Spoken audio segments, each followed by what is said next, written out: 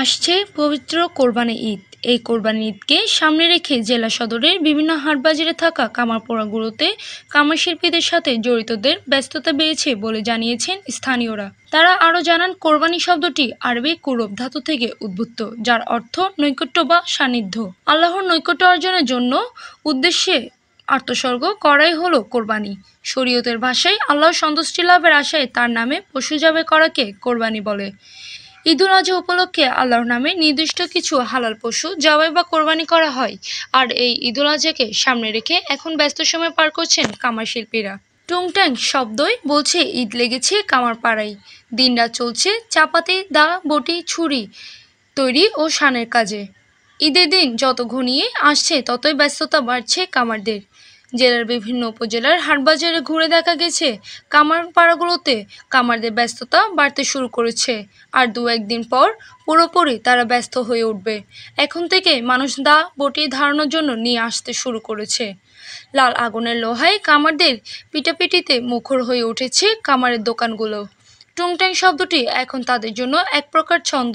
জানা যায়, শহরে বিভিন্ন দোকান থেকে লোহা কিনে সেগুলো আগুনে পুড়িয়ে দাবটি, চাকু, চাপাতি সহ বিভিন্ন জিনিসপত্র তৈরি করছেন কামাররা।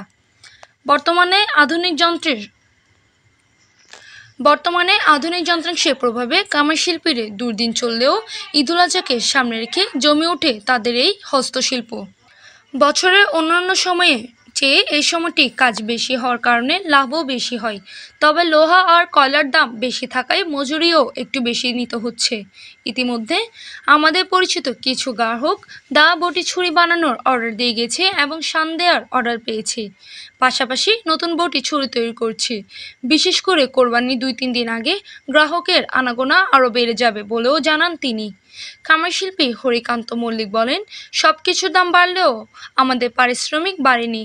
সারা বছর টুকটাক কাজ হয়, ঈদের সময়টাতে যা হয় এই আয়, তা দিয়ে সারা বছরের হিসেব মিলিয়ে চলতে হয়। তিনি আরও জানান, বাপদাদার ঐতিহ্য ধরে রাখতে মূলত কিছু কামার এখনও এ পেশায় জড়িয়ে আছেন।